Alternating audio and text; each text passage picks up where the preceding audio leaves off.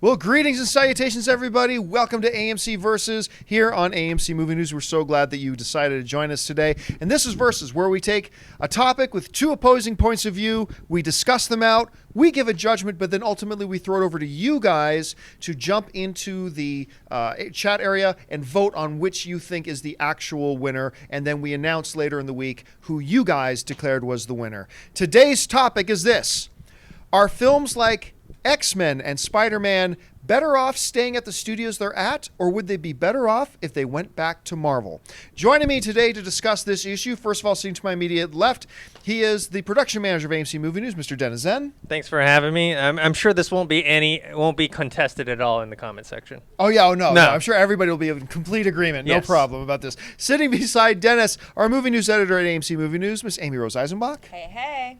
And writer-director, Mr. John Schnepp. Hey, I'm glad we're dealing with this extremely fresh subject, but like you said, FYI, we can always point to this when further questions like this come about. Be like, hey, why don't you just check out this episode of AMC Versus? Yeah. All right, so here's how this is going to play out, guys. This is a little bit different than the old version of Versus. We're not going to each take a different side and debate it, although I'm sure we're going to have some debate up here. What we're going to do is go down the positives of both positions, the negatives of both positions, and then we're each going to go through and give our own personal verdict, having talked about the positives and the negatives. But then once again, most important of all is going to be your vote. So let's get started. Schnepp, we're going to start with you down this end. Let's start with the concept of movies like X-Men, Spider-Man, Fantastic Four, these Marvel characters that do not belong with Marvel Studios right now, but belong rather with studios like Sony and Fox. Let's talk about the advantages of them those properties staying with their studios they're at now. Sure, I think the advantages for them being spread out and not all holed up at Marvel Disney is that we, the fans, get to see multiple takes on all these characters, at least 4 or 5 Marvel movies a year, as opposed to if it was back only owned by Marvel Disney, they'd be putting out like how they do, like 2 movies, 1 in the summer, 1 in the winter, and maybe a smaller film. So at the most we'd be getting 3, as opposed to, because these bigger giant properties are at Sony, you have Spider-Man. At Fox, you have Fantastic Four and X-Men. Those movies are then going to be vying pretty much against each other, Marvel versus Marvel, so to speak, even though in the end, Marvel wins by having their characters still alive, still in the public's mind, and we as the fans of these characters win because we get to see like 8 Marvel movies every year. I mean, so to me, I almost wish that they would do a little bit more of this, like, you know, like shave off a couple more of their like lower or lesser known characters and give them to a New Line or give them to a, you know, Paramount Pictures and just let them like do some kind of an even split. I know that won't happen, but I appreciate it a lot more. Obviously I don't make any money off of, you know, these characters. We as fans win because then we get Spider-Man 2 and we get X-Men and we get Captain America and we get Guardians of the Galaxy and we get Thor. I mean, it's just like, it's kind of like an amazing situation that we've been in. Like I can't, as being a super nerd for like the last 30 years, like I never imagined in any time that I'd be like, wow, there's like 10 of these movies all based on Marvel characters, all budgeted at like $100 million, all made by the top of the cream of the crop of our, you know, media community, and we all get to enjoy them every year. I never thought that would happen. I never even thought an Avengers movie would happen. So I personally think it's great, and I hope that, you know, look what happened to Blade and Ghost Rider. They went back to Marvel and they just went in a vault. They're like not even in consideration. It's like, yeah, we got the rights back. So that's kind of how I feel about it. I think it's a really good thing that it's spread out right now. And Marvel has way more than they have way too many characters to deal with right now. They have Doctor Strange, they have Black Panther, they have so many characters. Well, now you're getting into some of the negatives of them going back to Marvel. Let's save that. Oh, no. We get to that okay, point. I don't even think that's negative. I was using that as a positive. They have so many characters that they haven't used yet. So there's no negative. They just like, hey, you guys can keep those characters. You can keep Spider-Man. They'd love to have him back, but they're never going to get Spider-Man back, so just deal with it. There's still hundreds of characters that can all have their own feature film and be integrated into the Marvel Cinematic Universe. So that's me as the positive elements. All right. Amy Rose, the positives of X-Men, Sony, Fox, they all staying together as opposed to going back to Marvel. Yeah, I mean, you obviously touched on it. I don't think we're going to have that many different points regarding this topic because there's so many different characters that Marvel is exploring. There's a bunch of secondary and third characters that they're just starting to touch the surface of as well. Did we ever really think we'd see an Ant-Man film? No, not off the bat. So I just feel like we wouldn't get all these other amazing properties as soon. We all know I'm an X-Men addict. Sure, I would love to see Marvel do an X-Men film, obviously, Marvel proper.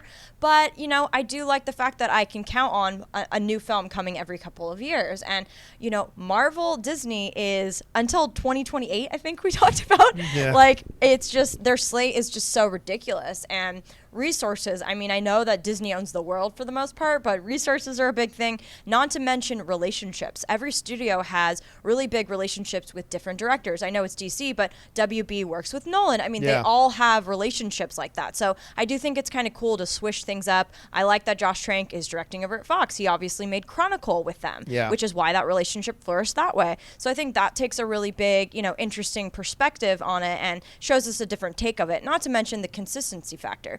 We saw Sam Raimi's Spider-Man. Now we're, you know, seeing Mark Webb. And I think it's cool to have a side-by-side comparison from the same studio and just kind of see, you know, how they raise the bar, new characters they're exploring, something like that, directly to the studio, because then it becomes a studio war opposed to a property war over which was the better. So I think there's a lot of different elements that could be explored, but the relationships, I think, are the big one. And I want it now. I'm a fan, and I want it now. And Marvel is so booked up through such a long time that, you know, it would definitely put some of these other characters on the back burner, while Sony, that is, Spider-Man is their flagship property. That is the biggest, you know, they used to own Ghost Rider. They used to own a lot of these other characters. Was nothing. It doesn't hold a candle to Spider-Man. Same with X-Men and Fantastic Fox over at Fox. Fantastic Fox? That's a great movie. Yeah, Fantastic Four over at Fox. I mean, they just, that's their love. That's their big property. So they want to put all their resources, time, and energy into making these films as great as they can, while Marvel has spread a little more film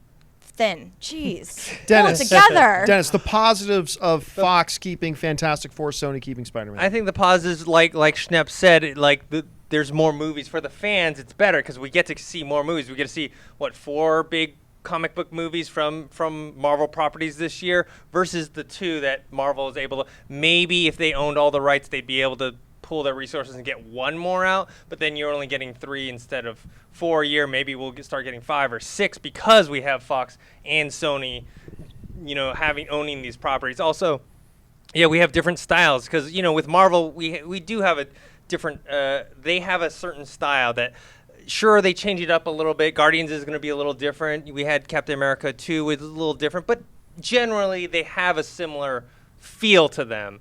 And then X-Men, their property with Fox, that's a different style altogether. And so we do get a different style. And also, I'm a big believer in competition breeds excellence. So you have now, because Marvel did such a great job with their properties that they still kept, you see Fox and Sony having to step their game up.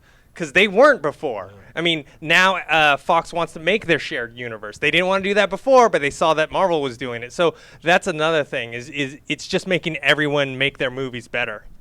Yeah, I got to agree with basically everything you guys said.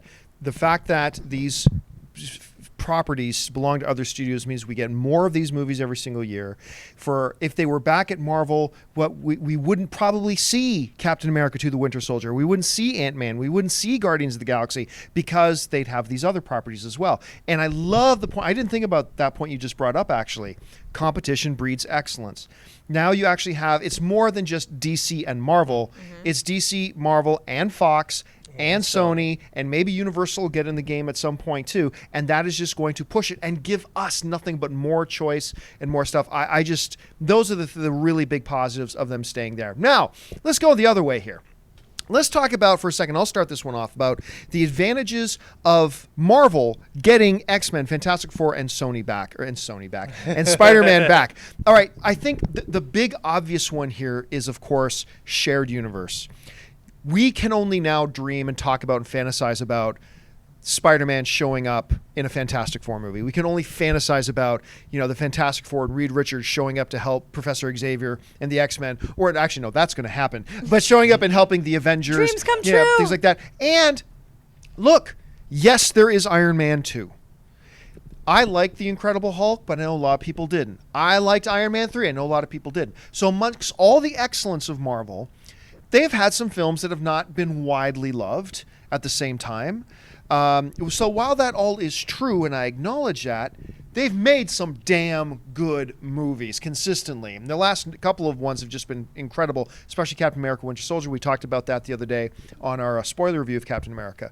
So the idea of now you kind of mentioned it, Amy Rose, an X-Men being back in their hands, a Spider-Man being in Kevin Feige's hands. That's inspiring. There's something really special about that when you think about it. But anyway, Dennis, some of the advantages of these properties going back to Marvel. Well, with the shared universe thing, I think that's the obvious and the big one and the most important, because then you can have storylines like Civil War. Yes. Where you don't. Yes. Marvel doesn't own Fantastic Four or Spider-Man, who are integral characters in that storyline.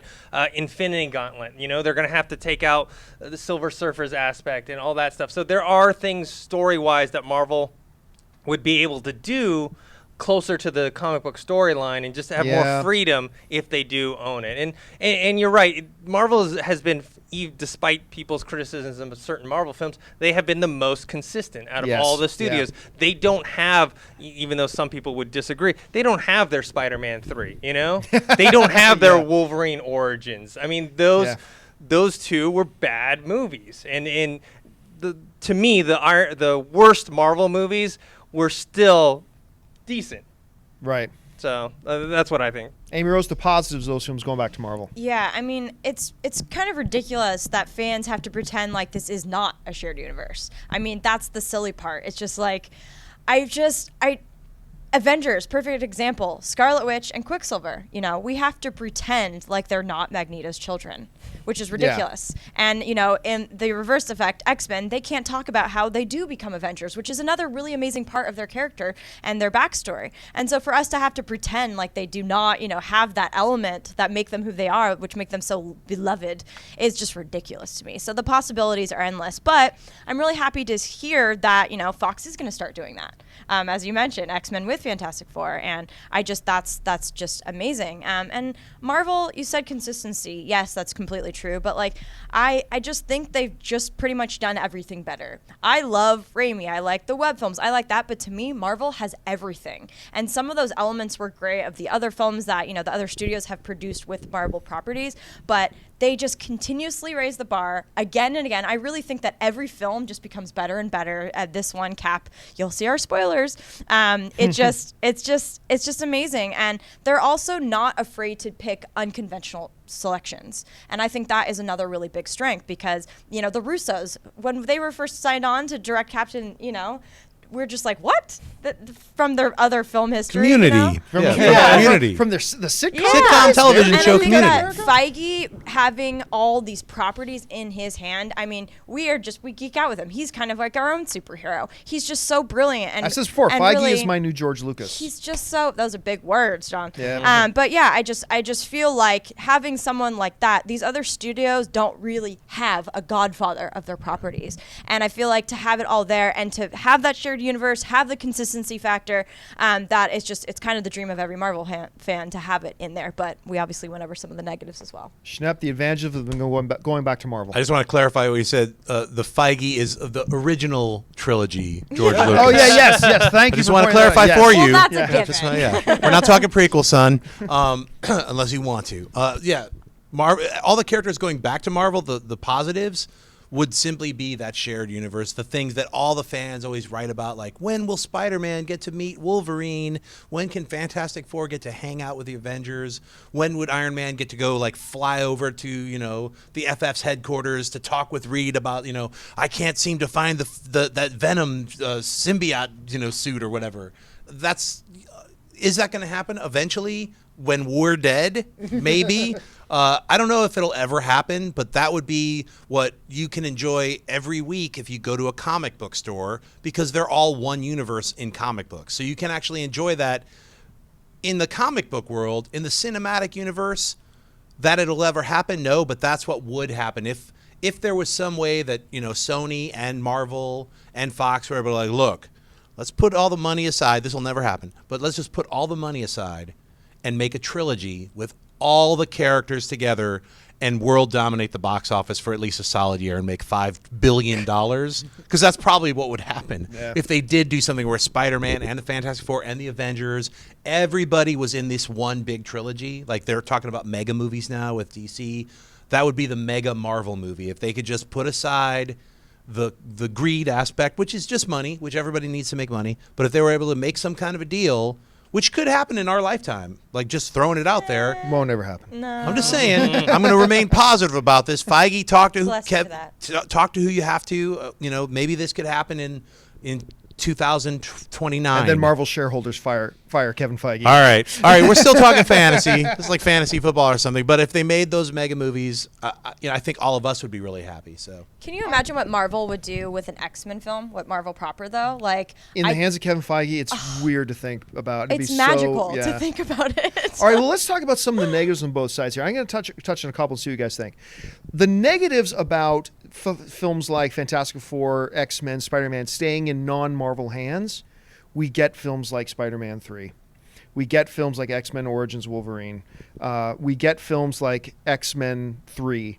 We get those kinds of films. We get the first two Fantastic Fours. The first two Fantastic Fours. We get those. Now, granted, the first two X-Men films, magnificent. Right. X-Men First Class, really good. Loved I it. think, aside from Spider-Man 3, Sony's done a magnificent job. But there are more failures with the Marvel films that are not in Marvel's hands than there are. Marvel, Elec- Marvel Electra. does it better Yeah. in Yeah. general. Now, as far as the negatives about them going back to Marvel, too, I've always kind of believed this. That universe, that shared universe, gets really damn crowded. And like in the first, Thor film, there was something fantastical about this god of thunder coming to Earth and everybody amazed by who he is and what he can do. And Tony Stark has got this stuff and Captain America, the first Avenger. We're talking now about a universe that'll have, 75 to 100 superheroes, 100 to 200 supervillains. Ho-hum, there's another superpowered guy. It takes the fantastical out of it. So those are a couple of negatives I see on both sides. Amy Rose, what about you? What are some of the negatives you see on either side? Yeah, I mean, it does become a little diluted, but like X-Men always has a ton of characters, and that's part of the magic of it. And I was a little worried about Avengers, for example, of having all of them on the big screen, and Joss killed it. I mean, he gave each of them, I think we talked about this before, a great character moment without making it seem too forced. And I feel like it can be done in a way. So I guess this is another positive, really, that they could do it well. But yeah, I mean, I just feel like they could allude to it. I mean, we're seeing this, to jump over to the DC, just how they're introducing all these Justice League members in Batman vs. Superman. That's going to feel overcrowded because it's not supposed to be Justice League. And I feel like if they just treat it with care and introduce them and just kind of tease and then lead to the expanded universe, that could really avoid it feeling too diluted. No, I agree. Yeah, I think that would be smart for them to do. And I got a feeling it's what they're going to do too as well. But they could do that with Marvel as well and not make it feel too crazy crowded. So yeah. Schnepp, negatives on either side. I guess the negatives for Marvel getting all their characters back into one home universe, cinematic universe, is something we've all touched on. But you mentioned, like, we wouldn't get a Cap Winter Soldier, we'd get a reboot of Spider-Man. Yeah, we wouldn't get the sequel to Thor: The Dark World, we'd get the Fantastic Four. So instead of being allowed basically like to get a Fantastic Four reboot, which Ant-Man, we're getting, Guardians of the Galaxy, none of these other side characters. Like, I want to see a Devil Dinosaur movie, folks. When's that happening, Feige? I'd like to see that. Maybe that'll happen, but as long as they don't get the rights back to the giant juggernauts like Fantastic Four or X-Men or Spider-Man, those are I guess, these aren't negatives, but it's like a negative to overcrowding what Marvel already has, which I think is an incredibly rich, vibrant universe. Marvel has the Inhumans. Let's see that. I can't wait to see the Inhumans, which is like their take, which can be their take on the X-Men. Yeah. I mean, it's just another version of what the X-Men are. So, and I'm all for seeing Bryan Singer's brand new X-Men, and then he's going to do another one. They've already mentioned Apocalypse. They're going to have some spin-offs and swirl-offs with like the Fantastic Four. The Trank's Fantastic Four is looking fantastic. I mean, the Thing looks good. I mean, there's a whole bunch of things that are like, I'm excited about all of these newer versions that are not part of Marvel's cinematic universe, simply because we as fans get to see this brand new version of them. And I don't think there's really a negative or positive to that right now. I think it's all kind of positive. I mean, The only negative is once in a while we get a stinker. You know what I mean? So it's like, and it hasn't been a Marvel Cinematic Disney Universe stinker. We haven't got one of those yet. I still kind of contend Iron Man 2. To me, that one kind of stopped. All right, The Green game's Green changed Lantern now. or Iron Man 2? Well, yeah. Yeah. Hey, see what I'm saying? But I'm when just all those saying. films that we talked about that were so bad that they came out, like, it was superhero films are a different level than they were back then. And so, like, they are putting more resources into it. They are getting even better actors. They are getting a lot. So it is very interesting to think what they can do now with the properties that, you know, were kind of embarrassing to us, like the original Fantastic Four, Right. now, and having someone who actually loves the property. So it is interesting. Dennis, some negatives you see on either side. I say negatives, even though I personally like the Marvel way of how they do their movies, we have to understand that there are certain people that just don't. Like, I saw comments about the Winter Soldier where they're like, I'm not a fan of the way Marvel does their comic book movies. And so for them... That's weird. Yeah, I mean, it's the truth, though. I mean, there's some people that just don't like that style. And so if you do have it in different studios, Diversity. then you get diversity. You get X-Men. Maybe they like X. And then on the opposite side, yeah, some people don't like the way that Fox is handling the X-Men property, and they would prefer Marvel to take on that and make it their own, and they love that flavor. So it's really just preference, you know. Some people love all the Marvel stuff to death, and then some people are just more like, hey, let's get some diversity there. I thought First Class was a Marvel level film. Yeah, I do too. I really enjoyed it. Yeah, I liked the first two like you did as well of X-Men. But yeah, third, that's just embarrassing. Ratner, what did you do to me? But I really think First Class, it felt grounded. Again, it took that kind of Marvel approach. It didn't feel, you know, like it was knocking a ripoff of it in any way, but I felt like, you know, it just felt more tangible. Where in the first two X-Men film, it did feel more fantastical, which you might like that more. But to me, I like the grounded superheroes, you know, and that's why, you know, Magneto, Michael Fassbender's rendition in that film, and then we're going to get both of them together. I'm freaking out, but I think they are constantly raising the bar. So I feel a little more confident having these properties in the hands of these studios than I did several years ago. I feel like they're starting to take notes from Marvel, but keep it their own, hopefully, a little bit. I'm still going to say I think X-Men 2 is my favorite non-Marvel Marvel film. I'm still going to go First Class, but I liked X2. That, Spider-Man 2, First Class. There are a lot of good ones. All right, guys, it's judgment time. Now, we are going to give having just talked about all the positives and negatives, we're going to give our judgments, but really what really counts is that you look in the description of this video, click on the link to the poll, and you vote on whether you think it's better for these Marvel properties to stay with the studios they're at, or whether it would be better for them to go back to Marvel Studios. We want to know what you think. But I'm going to start us off with the judgment, having talked about all these positive, negatives, several good positives for both sides, several negatives. I am going to stick with the notion, though, that it is better for us as fans that these films, Fantastic Four, X-Men, Sony, or X-Men, Spider-Man, stay with Fox and Sony. That's my judgment. Dennis, yours? I think it's going to be unpopular, but I'm going to agree with you. I think people are going to be upset, but I do think that based on the whole competition aspect of it, that we are going to get better movies and also more diverse movies. And even though I would love to see a Civil War movie storyline, a better, let's say, Infinity Gauntlet, I think the positives outweigh the negatives in terms of, especially with the way they're handling the properties now with Fox and Sony. I think they've realized what they need to do to make fans like come back. I think that's what's pushing the edge for me on that. All right, Amy Rose, your judgment. I am going to say I would like the Marvel properties to go back to Marvel. I am okay with the game now, but we talked about consistency a lot, and I just think that Marvel is getting better and better and better, and I would freak out to see their take on Spider-Man. I would freak out to see their take on X-Men. So that curiosity of what they could bring to these properties, I think allows me to maybe be more patient and wait for it to happen, you know, if it were to happen, because I think we touched on that. Patience is necessary for quality, and if we let it stay with these other studios, we're going to get more of them. But I just think the quality and the value and everything that Marvel and Feige are doing makes me so excited and curious to see what they would do with them. So that would win. I want Marvel back with Marvel. Schnepp, your vote. When I'm 168 years old, living on the moon, that's when Marvel will get these characters back. And I'm all okay with Sony keeping Spider-Man, and I'd love seeing the Sinister Six movie and a Venom movie, Redeem. and a Black Cat film, and Spider-Man 5, 6, 7, and 8. I'm totally cool with that, and X-Men and Fantastic Four being kept at Fox, because that just for me allows me to see more of these Marvel films. That Marvel proper cinematically doesn't own it. It doesn't bother me. I'm not a Marvel. I don't own any of that stuff. It's just as a fan and someone who loves comic books and these characters. So I got to stick with keeping these properties separate, because as just for that, the fans win, so we win.